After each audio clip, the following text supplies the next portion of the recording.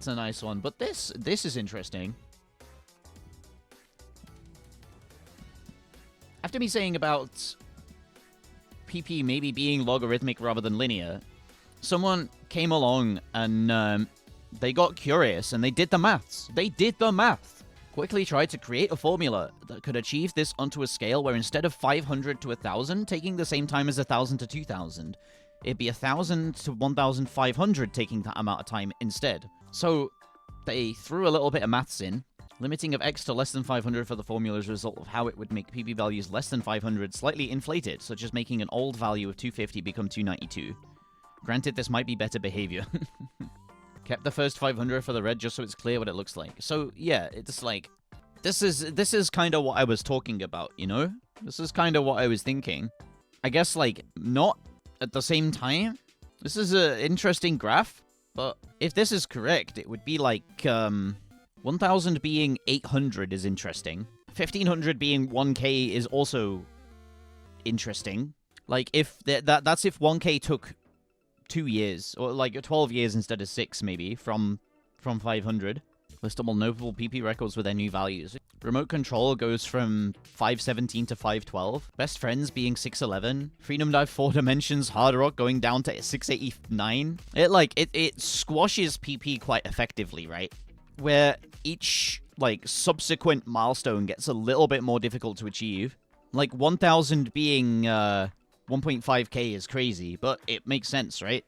These are real interesting. Songs comp being 1.2k PP is real interesting. You would rather this be around about 1.5k, right? Maybe 1.4, 1.5? I would say Songs comp is like 3 times more difficult than remote control. But then if you look at the PP curve and how it actually works, I don't know how to properly express this one, but, you know, you get up to about 6 stars, and you're at 300 PP, right? You get up to 7 stars, and you're around 500. 8 stars, you're around about 800. And then 9 stars, you're like over 1k. So the performance point curve, as you go upwards, shows a PP curve. This is what they figured out, or this is what they, like, tried to normalize to. I'm sat here thinking about the implications of this because, like, I think it may have been done incorrectly. Old performance point part doesn't even go up to 1.5k. New PP even at 3k. I think it's been squashed a little too hard. It gives you the idea, right? It gets across the idea that it is more logarithmic than it is, because what's the star rating of remote control, DT? Should we have a look? Because I think I have all of the stuff I would need in this client. 8.15. The Garvin one. 7.69, which seems low to me, actually. But to go from 500 on this at 7.69 up to 8.6, and you double the performance, right? It's a bit...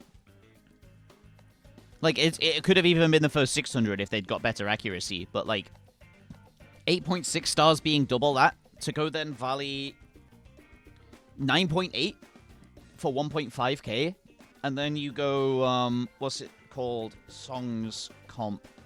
That's 10.86. So it's a star rating, right? It's about 1 star per 500 PP. That's an interesting... Someone should map that. Someone should map what the PP to star rating curve looks like. Because I would have thought it would have tapered off like that. I mean, this is technically like 1.2k, or 2.2k, because, yeah, almost 2.4k. So, like, how does star rating relate to performance rewarded, right? Because I would have thought that would have fallen off, like, quite quickly. Anyway, yeah, interesting topic. It's an interesting thing to think about. There's much to think about. Much to think about. Okay, so I was right. Graph showing the top play of the day every day for the past 17 years. So someone did the graph. Someone actually graphed this shit. Actually having an image to go along with what I was saying is really cool. And by the way, I love the outlier days that just seem to happen. Let's explore this, okay? Let's explore this. So we've got, like... Let's zoom in a little. Or maybe not that far. We've got weird outlier days. Like, sometime in 2010, there was one score worth above 100. But you can really tell when CSR got implemented from this here. made it so much easier to get higher scores.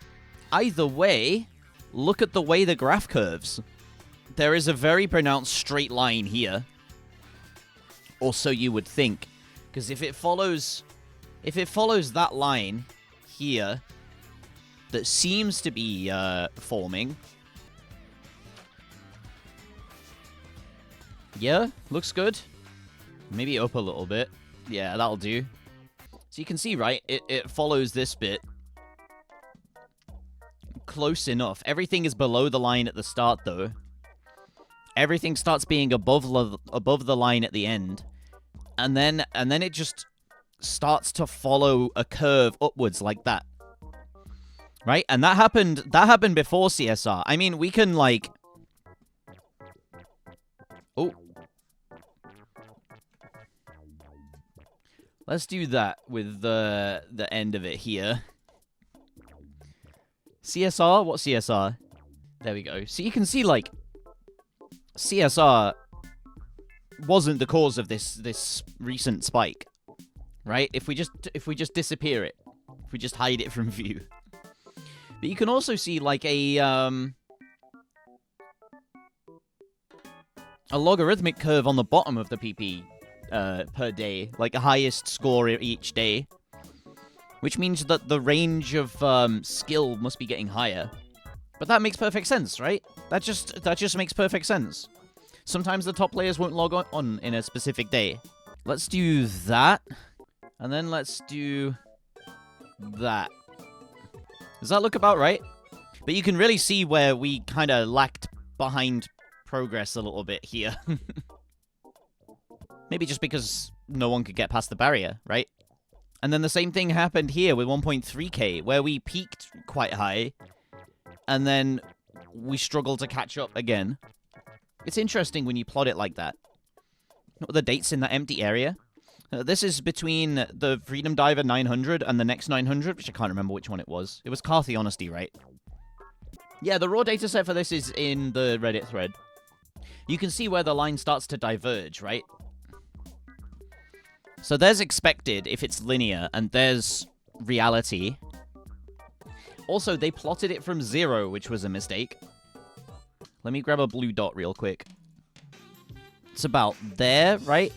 That's the trend of the lowest score. Except from the period of time where no one was logging in, seemingly. So you can see that even that is tapering down to a plateau. That's what it's called. It's plateauing. So we'll see where that gets us. And you know what?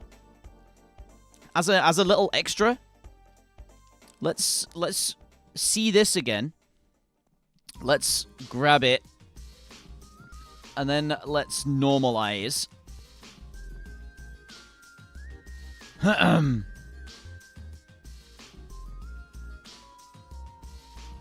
Around there? Yeah? Thoughts? I think so. If you normalize if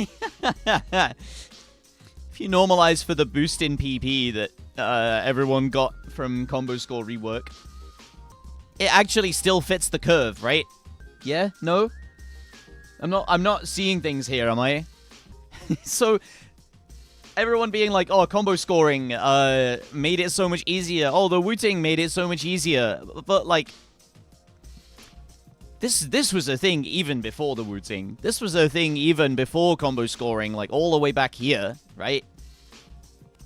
Which is wild, man. So yeah, there you have it. There you go. We can also, because of this graph, kind of see how much we gained.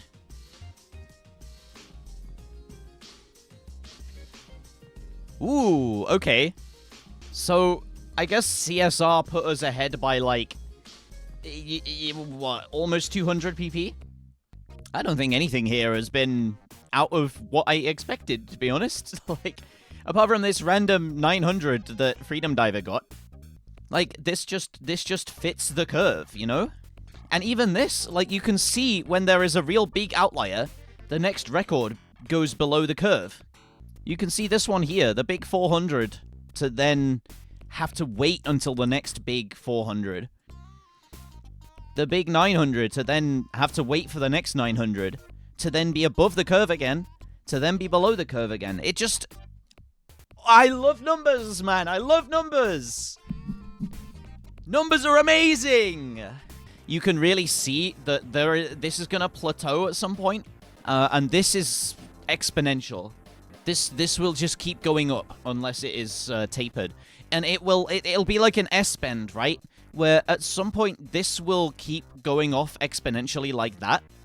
Up there somewhere. Or we'll hit a point where it'll S-curve back down.